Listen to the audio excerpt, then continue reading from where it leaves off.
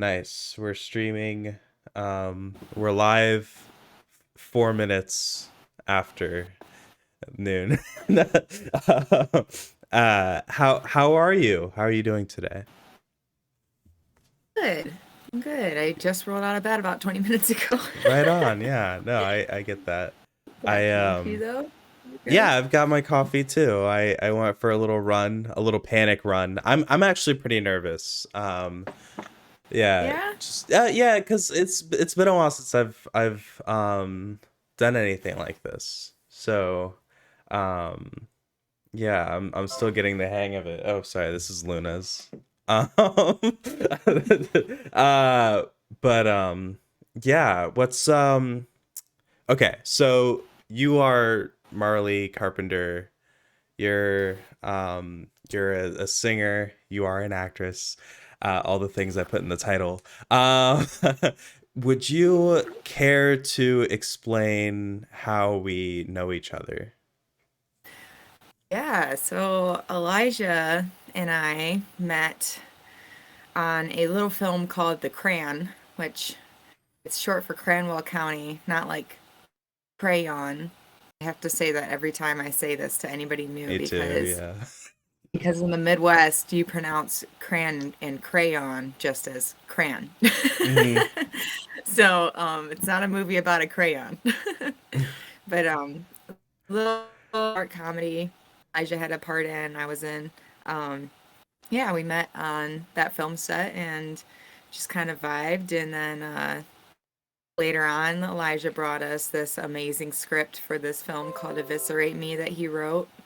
And me and my business partner, Tyler, through our production company, Bucket Knot Productions, decided to go ahead and help make it. And we've been working on that. And we just become good friends. Yeah. Yeah. And what was your what was your initial impression of me when you first met me? I just thought you were this like teddy bear. Just this big cuddly guy that just like is so loving and so just happy to be there. Yeah, Like I was like, I love this dude's energy. What's your sign, by the way, Elijah? my I don't sign. remember. So I'm a Yeah, your cusp, horoscope. I think, between I'm the first day of Aries. So I think I'm a cusp. People have told me I'm a cusp between Aries and Pisces, I think. Oh yeah, yeah. I was gonna guess you with some Pisces in you. As a Pisces, I I would not always have guessed. align more with Pisces. I say I don't. I would not have guessed you as an Aries, though. Really. I have good Aries friends. I have very good Aries friends, but I think yeah, it could come out in certain moments. It's definitely situation. I feel like Fire. I see I yeah, I don't know there's what like the is it like the sun sign and the moon where like the moon is like you and yourself and then the sun Yeah. is yeah, so I feel like Aries might be more like the moon. I don't know if it's actually reflective of like my sun or whatever. But yeah, I definitely identify more with like Pisces stuff whenever I see. Do you know what your moon is? No, no, I have no idea. No. Wait, are you on CoStar? Are you on the CoStar app? Did Yes, we I add you on am. here? Yeah. Wait, I'm gonna look right now. I'm gonna look. I want to What's see your what your moon sign? is. I'm a Sagittarius. Sagittarius? I don't know Yeah. enough to know what that entails. What are you guys? I'm a fire sign, Fire sign. so that says a lot. Mm, Just in that I'm a fire sign. Aries are fire signs as well. okay, okay. Let And me these find you. are Yeah. Oh my God, Elijah, this is why we get along so well. We both have Taurus moons. Oh, really? And I guess what does Yeah. that mean? A Taurus is an earth sign, and I'm also like not super well versed on all of this, but Yeah. like um very grounded and just like I don't know, I feel like Tauruses are very grounding to be around, and that's where like my demeanor comes from. I Mm-hmm. feel like my Taurus side comes out in the way that I like present myself. Yeah. It's when I get chaotic that my Sagittarius is showing. I see. I see. Yeah. No, I get that. I feel like I'm probably the same way then with my Aries is like when, you know, Yeah. it's a little Yeah, more for chaotic. sure. For sure. Well, right on. I feel like I had like your description of me, your initial impression of me is like I feel like pretty much my initial impression of you is like I got to the set. And so with like the Cran, for a while I was just acting to like try and meet people to help me make stuff I wanted to make. And so like I was just auditioning for like whatever I could. And I got the role in the Cran. And then but like I'm like I feel like I've gotten better about it over the years, like just being anxious getting onto film sets and stuff. And I still have a lot of anxiety with it. But I was like just terrified going to like it was like in Ohio. It's probably the furthest I'd ever traveled at that point for like, you know, film anything. And it was like a feature film, blah blah blah. And I just yeah, going and meeting everybody was a lot. Yeah. And but you were like I don't know, I felt like my God, I hope this doesn't come off bad. I felt like you were like the mom of the set. Like I felt like you were my mom. Like if I ever felt bad about anything, I could always like turn to you and be like Marlee. Like I don't like, it's you know. And so I guess that was my initial impression of you. That's Um, awesome. was yeah I feel like so blessed. oh yeah. Well, you just you gave off this like very personable, like comforting presence, and yeah, and also you were like a leader. You were like it was clearly like you like I got there. I'm like, oh, this is like her movie. Like it's like Tyler's too, but like it's like this is your movie. Like, and so like I don't know. You're just like you were just there, you know. And granted, I think it was also like whenever like Tyler was off, you know, doing director stuff, you were usually focused on like making sure everybody was okay while taken care of, you know, stuff like that. So there was that too. um Whenever I guess you weren't acting, I guess. Right, right. Yeah. But okay, so I guess that was what now we've come a long way, right? What's your impression of me now? Has it Now, changed at all, I guess is my question. I wouldn't say that it's necessarily changed a lot. I've just continued to grow more and more respect for you Mhm. as a person, as a filmmaker. Not that I didn't respect you from the beginning, I've just gotten to know you better Right. and cemented those ideals that I originally had about you. And like you've never done anything that's made me been like, oh God, Elijah, that person. Yeah. Ugh. Yeah. Like I've never felt that way. And it's just, yeah, it's just, I guess my love for you has just continued to grow. Yes. No, I feel that. Yeah. I feel similarly. Yeah, I feel like well, okay, so I do feel like I've gotten to know you a lot better. It was really odd because I felt like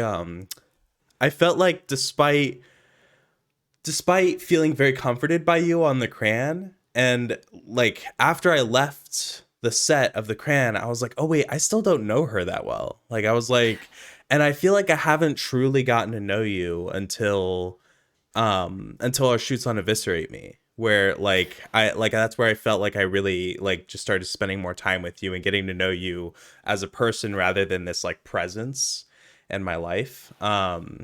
And it's also interesting because, and I guess this is like one of the things I wanted to talk about. I feel like it's always interesting talking to you because talking to you, it's never felt different. I feel like you're the same person I've known since I first met you. But then, you know, like public image, that is like You're oh hi. What's up? Marley says hi. Hi, Marlee. um but so public image, I feel like that your public image has specifically changed so much. Like Yeah. I think like when I first met you, like if you had looked at your Instagram, it was like theater kid, Yeah. like singer, theater kid, actor, yeah, whatever. And then now it's just so full of sin. And no, I no, like, um, That but is the best thing I've heard. um, no, but I'm glad you enjoyed that.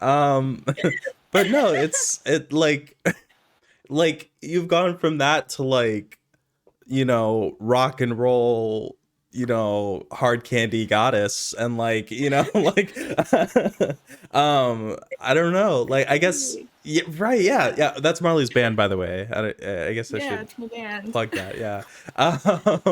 But what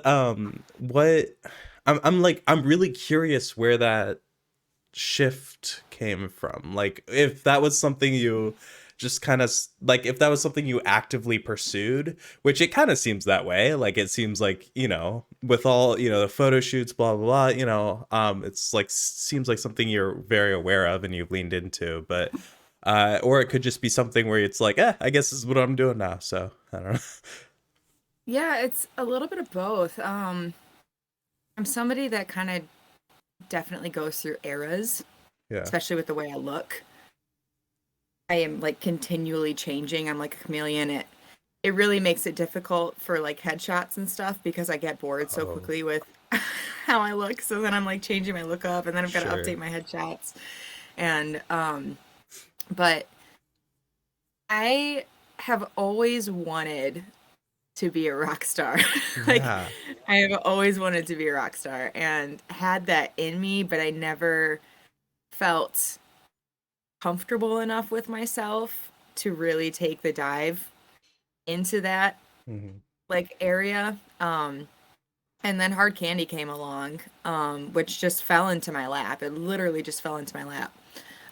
Basically, their previous singer and the guitarist broke up, and Hmm. it was a nasty breakup. And so they were going to replace their lead singer, and the bass player's dad works with a bass player that I did a show with like 4 years ago. And the dad asked him, "Do you know any vocalists? My son's looking for a new vocalist for his band." He said, "Oh, I did this show with this Marlee Carpenter girl a few years ago. You should check her out." And so his name's B or Brian, but we Hmm. call him B. He went on Facebook and he found me and he like watched like two videos. He watched me singing the Christmas song and the song "What's Up," and he was like, "Yeah, yeah, she could do rock music." Yeah. I'm like, Yeah. okay.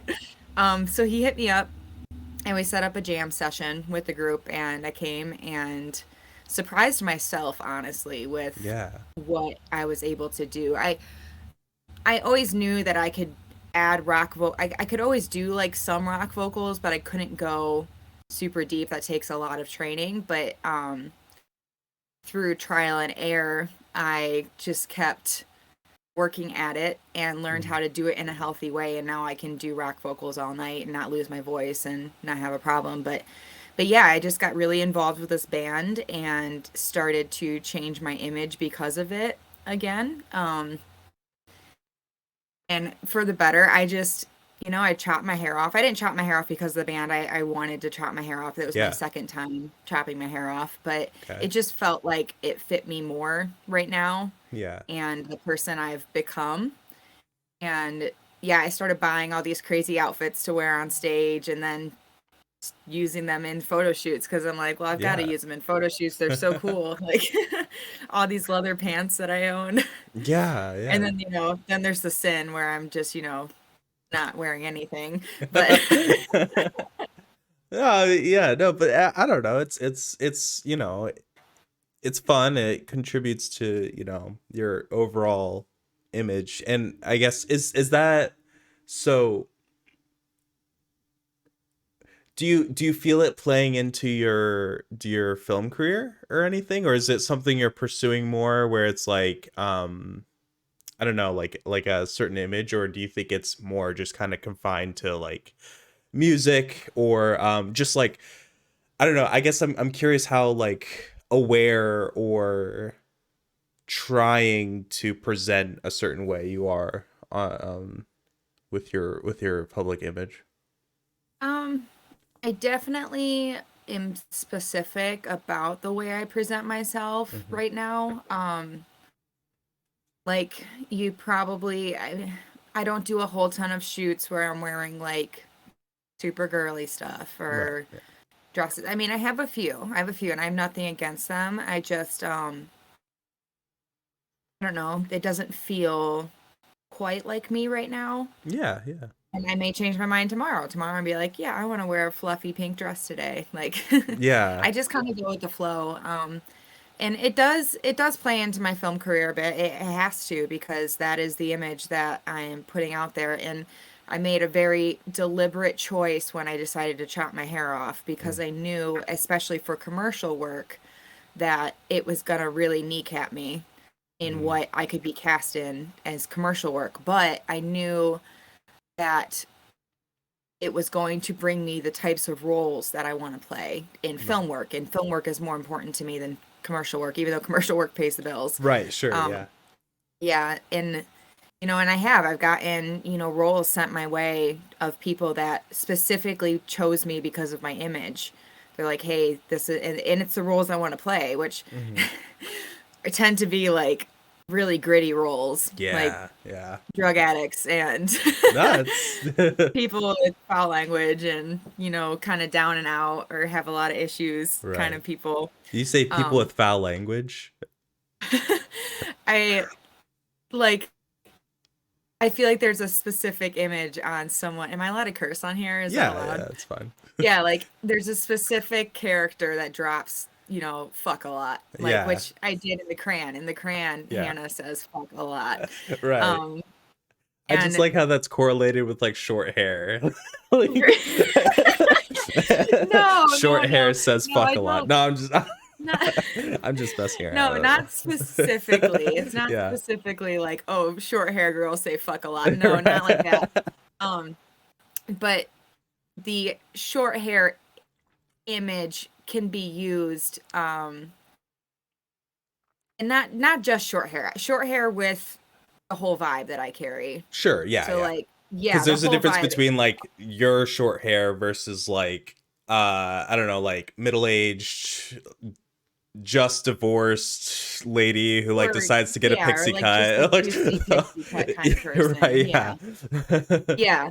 I've got like my side shaved and stuff, which I have a beanie Right. on right now, but just like it plays the short hair just adds to the vibe that I carry and that image that I carry. And then that tends to play well Hmm. with gritty characters. Right. That's a better way of putting it. That's a better way of putting it. It plays well with really gritty characters. It doesn't necessarily mean that it's the only, you have to look like this in order to play a gritty Oh, character. sure, It sure. just, for me, it plays a lot better because I didn't have short hair when I played Hannah, and she was a really Yeah. gritty character.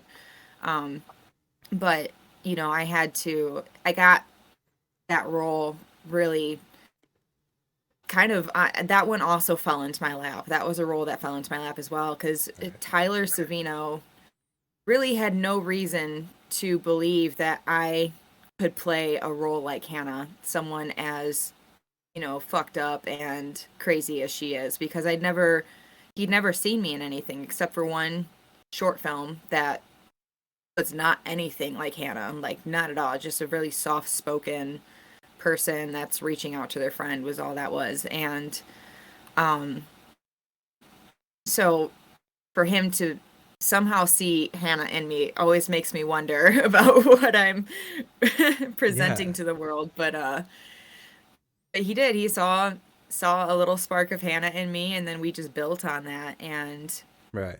got to a place. And so but yeah, I was not. somebody that when you looked at me, you would think, yeah, she could play Hannah. So Tyler was just on a whim. Whereas like Yeah. other casting directors, I feel like I have to actually say, yes, this is who I can play. Right. Well, I feel like when I first met you, you had mentioned that before Hannah, you had been playing a lot of like bimbo characters. Yeah. Yeah. A lot of femme fatales. I was Yeah. blonde. I had long blonde hair. Right. And I loved playing them. It was a lot of fun. It was really great. It gets old, and I also knew longevity wise that it wouldn't last if that Right. was the only types of characters I was going to be playing Yeah. because they're all the young, attractive, stewardesses and Hmm. side pieces. And like I said, so much fun to play, but there's going to come a time where I'm too old to play those parts anymore. And then what Right. do I have? Like, I need to prove myself that I'm capable of playing a wider array of characters than just femme fatales. Right. Well, and I guess for women in the the film industry, it's like it's so much more limiting. There's that I read something recently where Marissa Tomei, if you're familiar with her, she was in like My Cousin Vinny, the wrestler, stuff like that. She got like a ton of these like really nice roles, younger. But then she was talking about how she kind of regrets taking the role of she's Aunt May in the newest Spider-Man movies, the Tom Holland movies. And Gotcha. oh, sorry, what's that? I said, gotcha. Yeah, Now I and know what you're talking about. she was just talking about how like now all she's offered are kind of like mom roles. And it's just yeah, it's just unfortunate that like young women actually they get you know a more diverse set of roles than older women, but it's still one of those things where it's like they're kind of like pigeonholed into certain Yeah. arenas. And then there's that one Amy Schumer bit where it's like once a lot of actresses hit the age of like 40, 50, like a lot of Hollywood doesn't really know what to do with them. um Granted, we're in the True. indie film world, so it's not Hollywood here, so it's not. Yeah. Yeah. Yeah, A little different. yeah, it is a little different. um but how I guess when you I've seen you mention on maybe it was like yesterday or something. I saw you mention that after shows you get a lot of people coming up to you um and trying to like or like talking to you or whatever. What like is that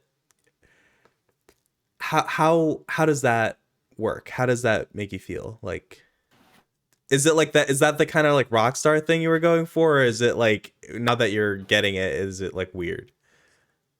Um, are you talking about what I posted about Facebook and getting friend requests? Yeah, yeah. Yeah. um So yeah, I do get a lot of people that come up to me in between sets and after the show and want to talk to me, and which is, great. I love talking to people, and I usually am trying to like plug our Facebook and our Instagram to them to get them to follow and stuff, and which that's all fine. Every show I do, I get a flood of friend requests on Facebook afterwards, and I don't really use Facebook a whole ton. yeah. Um, but it's always to my private page, which not so my married name is Marlee Ashton. My Hmm. maiden name is Marlee Carpenter. I use Marlee Carpenter for all of my show stuff, Right. everything. Yeah. And I have a professional page on Facebook that's Marlee Carpenter. Right. All of our shows, we always say Marlee Carpenter. Not once have we ever said Marlee Ashton during a show. I see. And Yeah. somehow, when people start typing in Marlee on Facebook, my private page pops up first. Hmm. And they of course see that it's my picture, so they think I just have Right. a stage name. And so they follow me. And I just I have this weird thing about getting friend requests from people I don't know because I'm not gonna respond to them. Yeah. I Yeah. don't answer For them. sure. But then the thing I've run into is I've actually had a show and afterwards had somebody come up to me that went to a different show and was like, "Oh, hey, like I sent you a friend request on Facebook. Oh And I'm like, oh, you no. did? Oh, I must have missed it. Yeah. And I have to like go and add them. And it's just weird to me. It's weird to me that people will friend you when they don't know you. Like, Right. I don't do that. Like, yeah, you watch me in the show. That's great. And I just wish that my Carpenter page would pop up first Mm-hmm. because I'd rather them just follow my Carpenter page. Right. And just because I try to have, I'm not a super private person, but I do try to have some semblance of privacy. Yeah, yeah. Um, and so, yeah, it just feels very strange to me when every show I get done and I've got 15 new friend requests from not a single person that I know whatsoever. Right, right. Because I don't do that. I think that's weird. Yeah, yeah, no, I get that. That's yeah, and I can see how people would think that because it's like you guys are like a local band, that it's maybe like more okay versus like like a touring band around the country or Right, something like right. Like that. fake celebrities. Yeah, but yeah, I guess there still is that separation between your private versus your personal. Is that something do you ever worry about that when it comes to film? Like when the Cran comes out and people see it and or have you already experienced like people reaching out to you being like, oh my god, you like produced a feature film and you starred in it, like help me, like put me on, man, like, stuff like that. I get emails from people a lot that like want to be involved with Bucket Knot. Hmm. Um, that are like, yeah, I'm a composer. I would love to help out with your next film. I saw you were making the Crayon. I get a lot of actors that'll message me and ask if we have any movies coming up. Yeah. And I vet them, and I always let them know like if we do, and tell them to go follow Buckenout's page because that's where we post all of our casting stuff. But when the Crayon comes out, depending on how well it does, I don't know. I have a private Instagram and a public Instagram as well.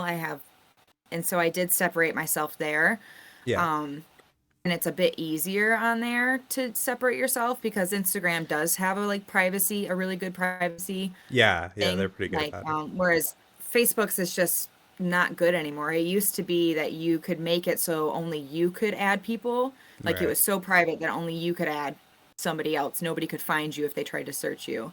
And they don't have that setting anymore, which it really bugs me. Um, and so if the Crayon for some reason does super well, I'll probably just end up deleting my private Facebook just because I don't want to deal with it anymore. Yeah, I get that. Yeah. Yeah. Yeah, I don't know, it's just it's interesting. It's something I find interesting is people adjusting to like being in the public eye now, and it seems like, of the people, of our group, you're probably the one that's most exposed because you're out, doing shows, you're acting, you're just like your face is such a part of everything you do. And whereas like, like me or Tyler, anybody like that, it's like, we have our movies or whatever, and like I do a little bit of acting, but like it's not like I don't have like a thing, like a thing that I just put my, face on or whatever. So yeah, I don't have a face. I don't but yeah, then I guess it's about presentation too, right? Because if like you present yourself as a rock star, I go to, if I were to get on your social media or whatever, it's like, oh my gosh, like this person is a superstar, like uh and there's that too. Actually, okay, so going back to something you said earlier, you said you have like all kinds of actually, okay, wait. So I feel like, okay, I feel like I'm like drawing a comparison between you and somebody that I knew back in high school, because you said you go through like a lot of like phases where you like change your look and stuff like that, and then you also I saw the photo shoot series you did where you were talking about essentially like your manic cycles, um Yeah. where where you go through either mania, like a extreme extremes on, I guess, either side of the emotional spectrum. Yeah. um and all throughout middle school and high school, one of my best friends was somebody that I didn't realize this was going on at the time. I thought this is just how people operated, but it felt like every time I would get off the bus with her, almost every day after school. We lived in the same neighborhood, and she would always invite me over to hang out at her house. And we would get our homework done together, and then we would play video games and you know, just hang out with her family and stuff.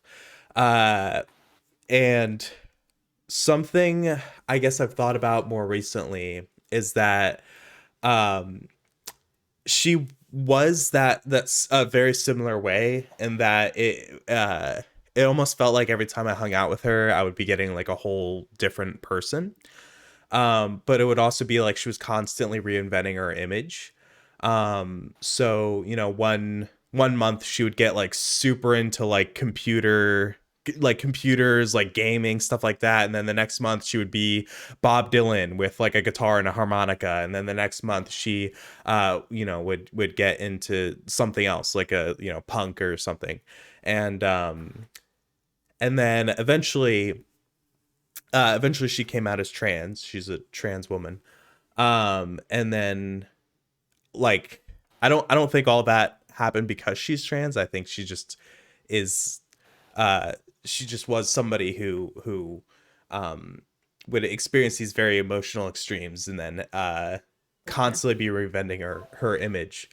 And I based the character Sid off of Eviscerate Me Mhm. off of her.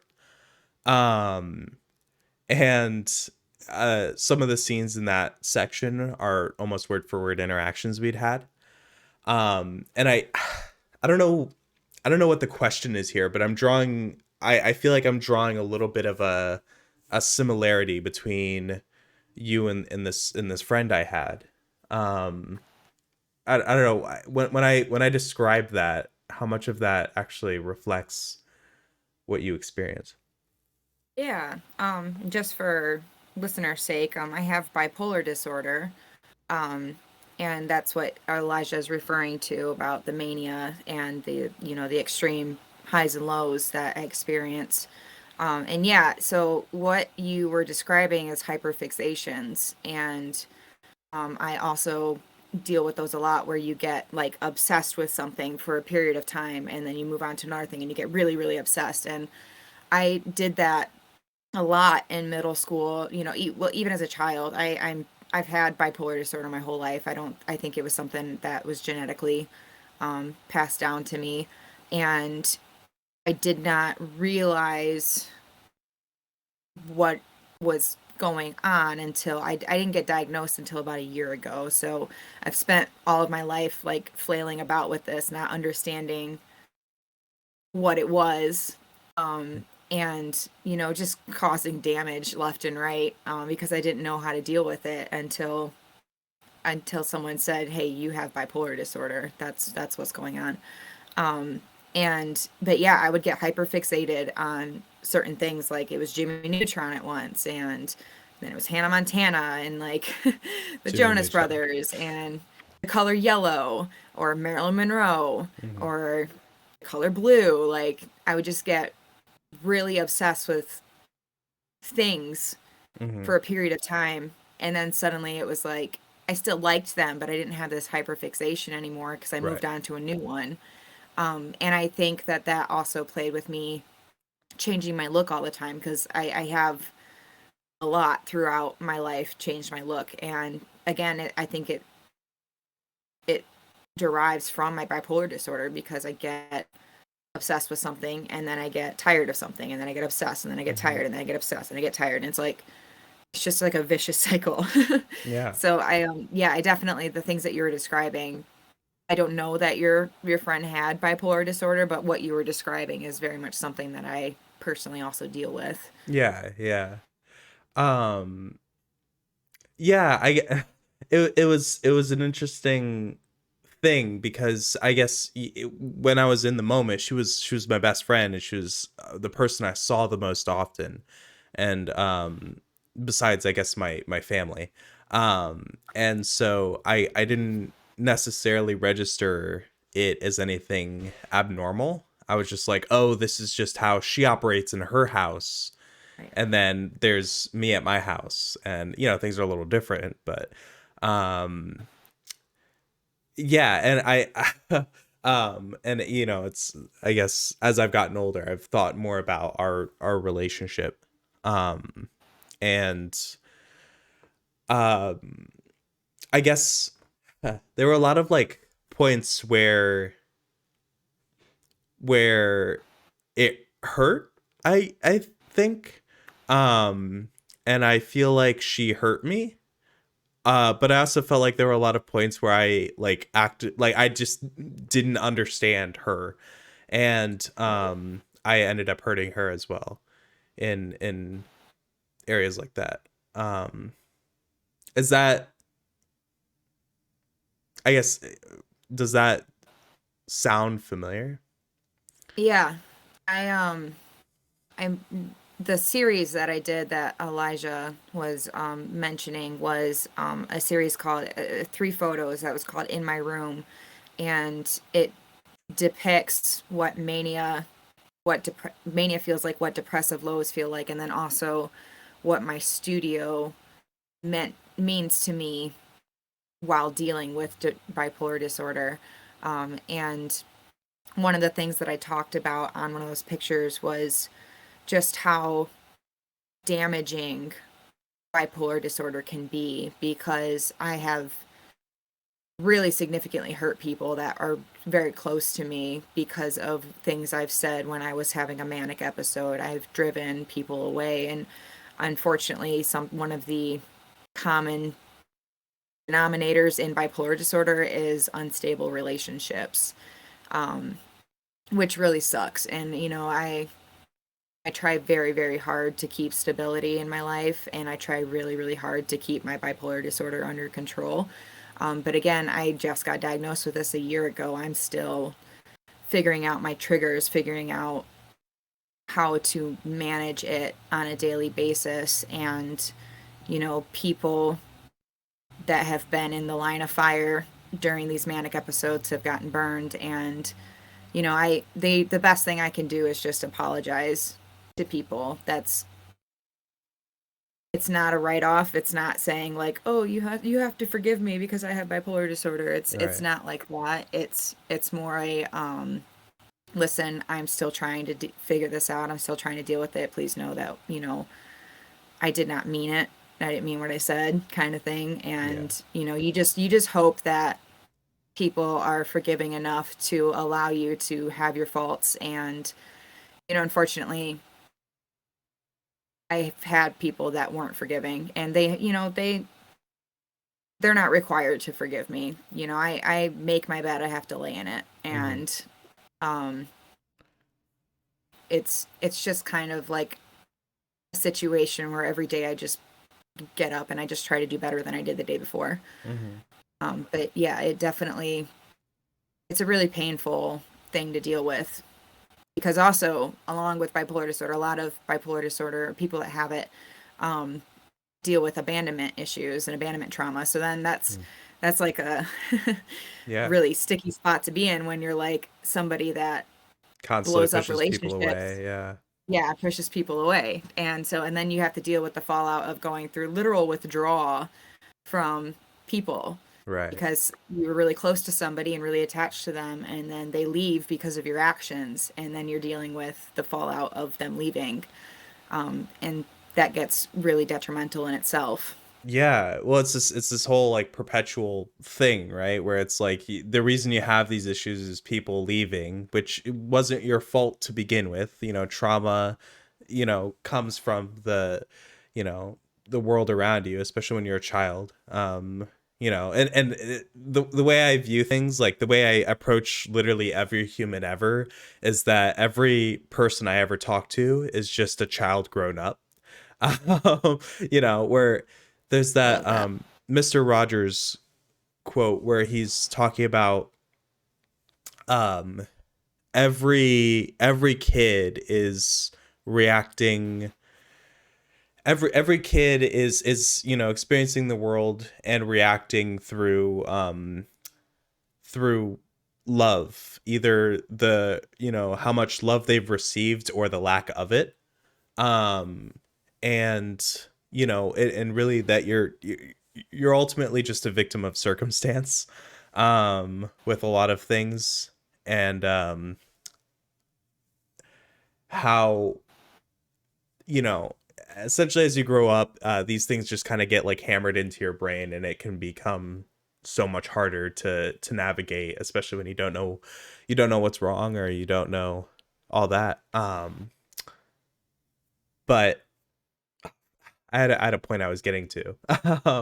um oh yeah, but that perpetual thing is created when, you know, when you're reacting to childhood circumstances, or whatever circumstances your triggers come from, and you still don't, you know, understand them. And then at the same time, those triggers cause that, you know, reciprocal thing to just keep on occurring, and it creates a very toxic cycle. It's one that's Yeah. hard to escape. um how how do you feel like you're doing with that? Do you feel like you're handling it well? I'm gonna get really candid with you Yeah. for a moment. Um, I'm doing better now, but if you would have asked me back in February how I was doing, I was not doing well. Hmm. I I actually was having what's called a mixed episode back. This was February 3rd.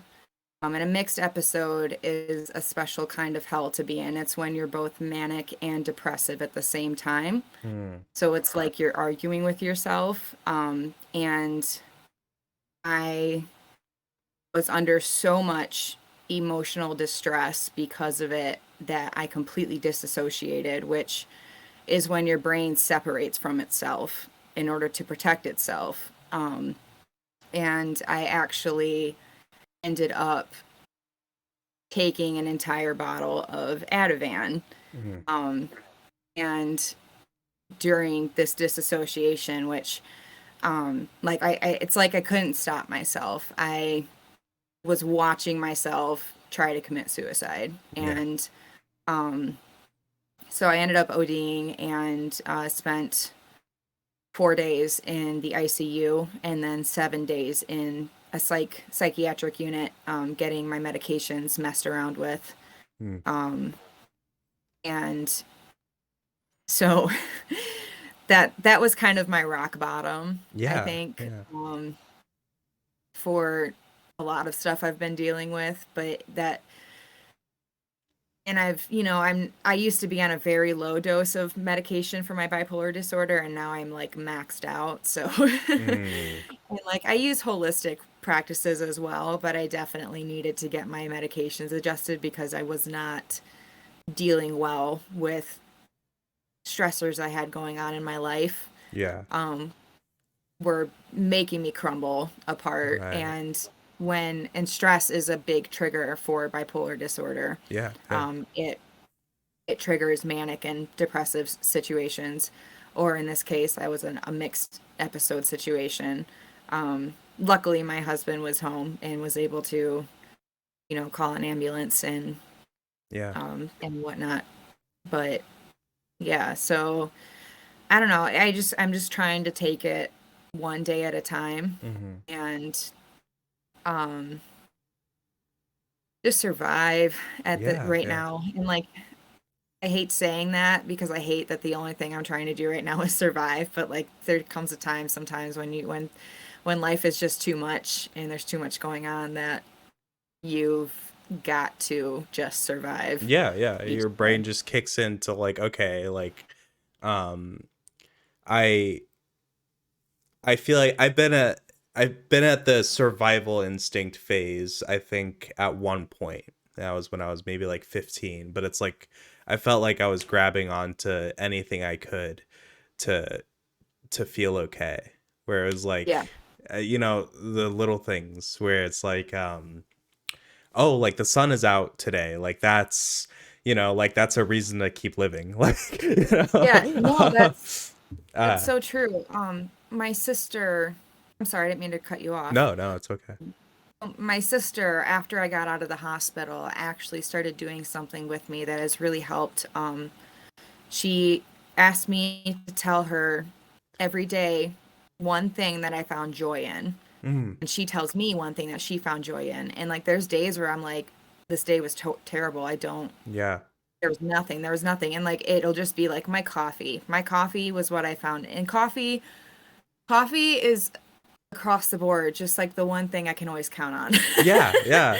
Like, to find joy in. Like, if as long as I had coffee that day, like I found something joyful in that day. No, yeah, coffee is a thing, or this is gonna sound really dark, but Luna and I went to get Starbucks the other day in the drive-through, and we had just like an above average peppy barista serving us in the window. And she was like, "Oh, it's a beautiful day, isn't it?" Like, just like she was just so like peppy and happy. And as we were driving away, I turned to Luna. I was like, "That's the kind of person that like prevent somebody from killing themselves that day." Right. Oh, It's like, oh, I think I'll wait. Like, something like that. Sorry if it sounds a little dark. I just no.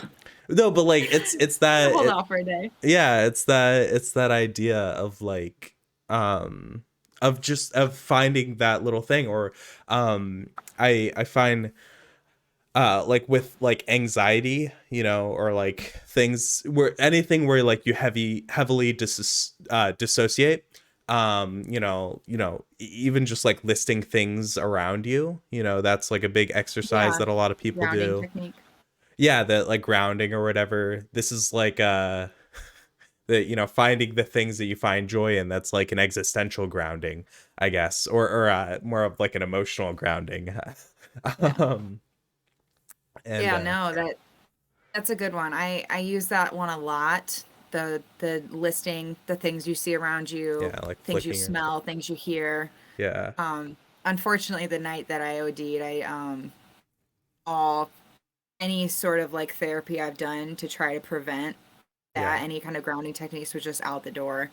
Um, Well, it sounds I like was, that's what it's, sorry to interrupt. That's what it sounds like, where like you literally described it as you were watching yourself, yeah, take the pill, where I was like, that's, it's an unusual way to describe a suicide attempt.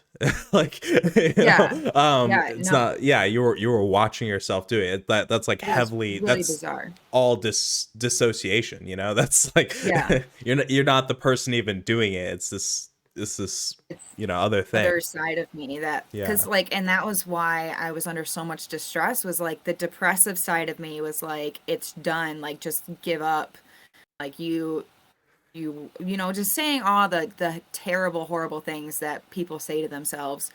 And then the manic side of me, there's different types of mania. There's mania that, in a manic state you can feel very euphoric and like mm, no one, it's really actually really great to feel like this. You feel like nothing can touch you, no one can hurt you, nothing bothers you. But then there's the other side of mania where you're very agitated and very yes. irritated by everything. And that night, my mania side was not euphoric. It was very agitated because it was like screaming at me, Hmm. don't do it, don't do it. And then the other side of me, I sound like a crazy person right now. No, I am a crazy person. yeah. What am I saying? Yeah, no, but I get it though. I don't know what I'm It's trying to hide. I am yeah. crazy.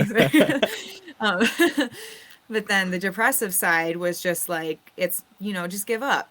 Just give up. Like, what Mhm. do you have to live for anymore? Like, just give up. And that's the side that won out because when I disassociated, like, the voice, the logical voice, which was currently manic, Yeah. didn't have a voice anymore. It Right. was like I had no control over what was happening. And which is really scary. It's really scary knowing that your brain has that much power over you. Yeah. Um, Yeah. yeah. That's yeah, it's interesting. I felt like, going back to my friend, there was this like, I felt like there were the two kinds of mania, where it's like, there when I would hang out with her, sometimes there were times where she would like so build me up, like, where it's like, oh, you're the greatest person ever, like I love you, like you're a fucking genius, like, stuff like that. And then there were the other kinds where it felt like it felt so cold, and like, she, not that she was trying to tear me down, but it would just kind of happen. um, or like, it's kind of like a just, I don't know, I don't even know if she would register that she was doing it, but um I'm not entirely, I feel like maybe it was something that was like feeding into her, her, when you describe it happening with yourself, I feel like it was also, we were teenagers. It was being also projected onto me. And so I I felt like I got secondhand a little bit of those emotions, just based off Yeah. of how often I was around her. Um, do you I guess the the person that's around you the most often is probably your husband. He Yes. sounds super supportive.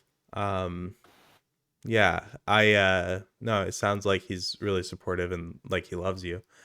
Um, do you- I guess I'm trying to I that's my statement. I don't even know if I have a question there.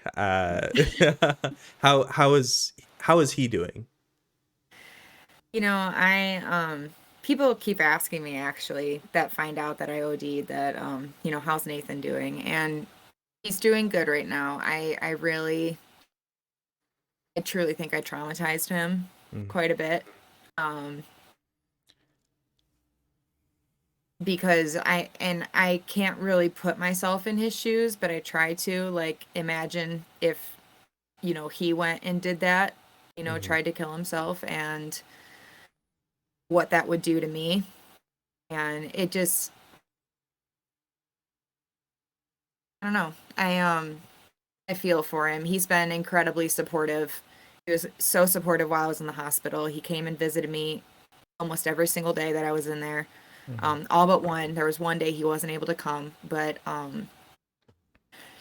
yeah, he's been very vocal to me about how he feels about me. More so, I think he realized that that's something I need to hear from time to time. It's Affirmations and stuff. yeah, Yeah. yeah, because I get down on myself a lot, Yeah. and I am trying to be better about building myself up and not relying on other people to build me up.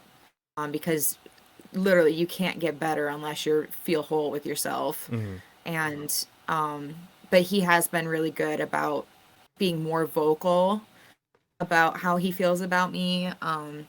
He's been really helpful, like on days that I'm stressed from work. He's been helping. He just does the dishes for me, or Yeah. he cleans the house, and or he buys dinner so I don't have to make dinner. But I've put him through the ringer. With he's the people that you're closest to are the ones that get hurt the most, Oh yeah, and yeah. I I've unfortunately over the past year I lost somebody very very close to me Mhm. because of my behavior, and that's one person that I have apologized to multiple times, but they've decided I'm not a safe person to be around anymore, which really hurts. But I understand their logic. Mhm. Luckily, Nathan has not made that decision. Yeah. And that kind of sounds abusive anyway in a way. Um, I'm not abusive towards Nathan. He's just gotten I've snapped at him for good reason though, but he oftentimes will get snapped at. Yeah. But I usually am pushed to that area. And he's got his faults too, Oh, but for we work sure. through Yeah. them. Yeah. And we work through them, and I think that really is a testament to how much he loves me because I've really put him through a lot over especially this year, Yeah. with everything and um he just he keeps coming back because he knows that I'm continually trying to be better. Hmm. I'm continually trying to change. Um it's not I don't take him for granted for 1 second. And um I wish I sometimes wish that more people could have the leniency that Nathan has had. Hmm. Um, because I have to apologize. I have to apologize a lot, Yeah. and he has to apologize to me a lot too. But like I said earlier, I don't have a full handle on bipolar disorder yet. I don't Yeah. know that Yeah. I ever will. I don't know. I think that's something that's continually there, and you have to continue as you encounter more things in life, it's going to change the way that you respond to stuff. So like if I have more trauma happen, it's going to set me back. Hmm. And so it's not, healing is circular. And um yeah, I don't know. I just keep trying to do better each day, and I'm just really grateful that I have someone like Nathan to kind of support me through that. Yeah. Yeah. No, yeah. No, it sounds like you really, it sounds like you're really trying to, get better and that it sounds like you're appreciative of the things that you have, which is, a good first step, right? Yeah. Right. Um, yeah.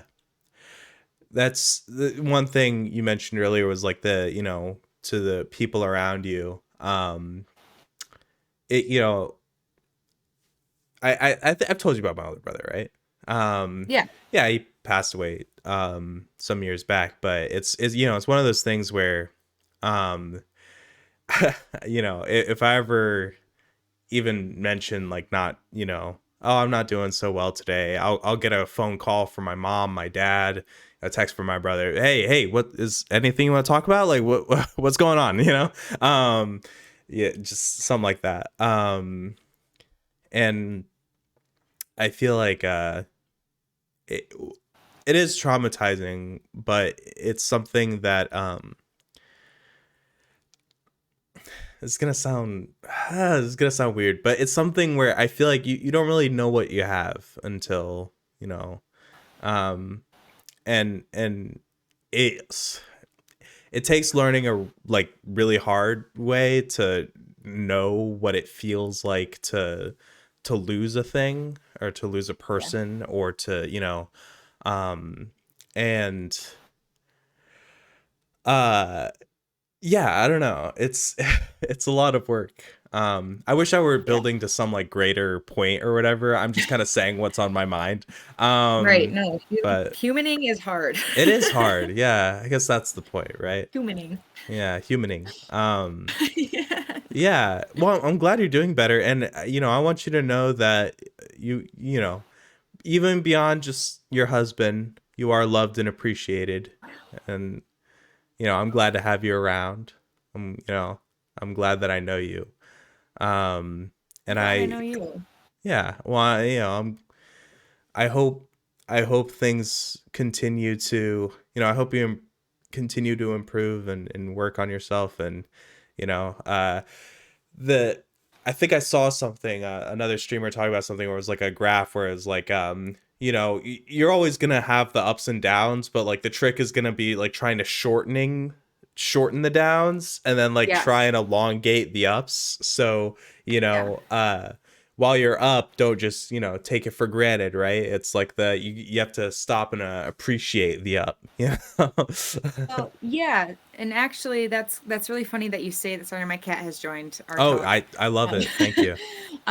that's funny that you say that. I had a therapy appointment the other day, and I had started the previous appointment. I had started a technique called EMDR, Hmm. which is when you watch a light or a ball bounce back and forth while you're focusing in on a really traumatic memory, and you try to put yourself back where that memory was at. It's very difficult, and it's painful to do, and it can leave you feeling very off because it helps you reprocess memories that you didn't process correctly before. Yeah. It helps you put them into the correct storage bank, basically. But you end up reliving your trauma over Hmm. and over again while you're trying to process it. And, anyways, my last appointment, my therapist asked me if we were going to do it. And I was like, I'm like, I've felt really good for a few days now, like, really good. And I'm like, I kind of just want to take today easy, like just chit chat. I'm like, I don't want to talk about, there was like a person that I didn't want to talk about because it was very triggering. Yeah. And I was like, just for today, I was like, I know I'm avoiding my problems, but I'm like, I've been having a good week for the first time in quite a while. I was like, I Yeah. just want to live in Stay this in it. up for a little bit. I'm like, Yeah. just for a little bit. I'm like, we can drop back down into the lows, at our next appointment. I'm like, but just let me live this out for a little bit. And she was like, I completely get it. Yep, not a Yeah. problem. She's like, we don't have to go too deep or anything. And but yeah, just picking and choosing when when you're going to be up, and Yeah. like, because you do have some control over that. Not Yeah. total control, but if you choose to live in the ups versus being worried about when the downs are going to come back, which was my problem for a while. I'd have like a hypomanic episode, and which hypomania is like not as extreme as mania, Hmm. um but it's not as dangerous as mania. But I would have these hypomanic episodes for a few days and feel really, really, really great. But I would be constantly worried about when it was going to end, because after a manic episode, usually comes the crash, Mm. and which really sucks. And so I would get very stuck in the idea like, oh God, when is this going to end? When is the crash going to come? Instead of actually using it to my advantage while I had Right. it. Now I'm trying to do the opposite. If I am going to have it, yeah, the crash is going to suck when it comes, Yeah. but hey, I had 3 days of feeling absolutely fantastic. Like, Yeah. I'm going to live in that for a minute. Yeah, no, and it's something that's easy to forget too, because as easy as it is, as easy as it is for me to say it, now, just kind of live in the good. It's I'm an anxious person by nature, Same. and it's something that requires constant reminding, like the affirmations. Luna and I are trying to get better about affirmations too, and Mm. we're we're working on it. um but you also need those like self affirmations, right? Yeah, Where definitely. I'm definitely not the type of person to be like, you're a, to myself, like, you're a great hot superstar, but like I'm but You're going to say it in that tone too. yeah, you're yeah, Great hot superstar. great hot superstar. Yeah. No, like I'll, just trying to more so what we were talking about earlier, just trying to list things that I like and appreciate and that'll make me happy. Um, I feel like it's based more in, you know what? Luna brought me coffee today. That feels really, really good, and that makes me Yeah, feel appreciated, and I like that. But yeah, sorry, I don't want to keep you too long. I know, that's okay. yeah, it's we're about Going on there. time. Yeah. How you feeling about our chat? Yeah, good, good. It's Good. been good to chat with you. I wasn't, before chatting, I wasn't sure whether or not I was going to bring up the whole ODing thing, but it just kind of came up, Yeah. and I'm kind of happy with the way it came up. I felt like Covered a lot. Yeah, yeah, me too. In just an hour, right?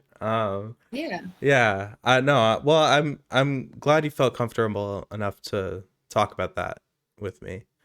Yeah. Um, yeah, and you know, if you ever wanna talk again, you know, we can do. Oh, I'd like your input on something. Yeah. Um, specifically with this, the interview thing. Um, I I've been wondering what I want to do. Um, should I've been mostly curious as to if I should stick with like creatives, I guess, like actors, musicians, stuff like that, or if I should do literally like anybody who will talk to me. What's your input on that? What do you think? I think it depends on how diverse you want your this to be. Um, though I know you probably would connect on like you'd be able to talk easier with creatives because that's where your soul lies is in creativity. Hmm. Um, but like if you have like a friend that you find really interesting that's, you know, not necessarily a creative, but you know you can talk to them pretty easily, then yeah, I'd go for it. Okay. Yeah, as long as it's somebody that you know can you can continue a conversation with. Yeah. Awesome. Yeah. Yeah. Well, I think yeah, that helps me out. Awesome. Okay, so one more question and then we can do it. We can end it. What's a song that makes you feel an intense emotion, whether it be happiness, sadness, anger, whatever. Just a great song that evokes something within you. Pour some sugar on me. Yeah? Wait, by who? By Def Leppard. Def. Okay, pour some Pour sugar. some sugar on me. Baby, let me up. Okay. It's a rock tune. I don't, Yeah. yeah, it evokes so much happiness in me. It's one of my favorite songs to perform with my Yeah. band. Another one that this is my all-time favorite song is What's Up by Four Non Oh, Blondes. sure, I've yeah. covered that song so many times. I never feel bad when I'm listening to that song. It just makes me happy. Mhm. No, I love that song. It's so fun. Yeah. Well, right on. Yeah, I appreciate that. I think I want that to be my my closer with Closer all the time. Yeah. yeah, I like it. It's a good note to leave off on. Yeah. All right. Well, thank you so much, Marley, for Yeah. talking to me, and I hope you had a good time. I Yeah, did. I did. I did. Awesome. Well, I'll see you later. See ya.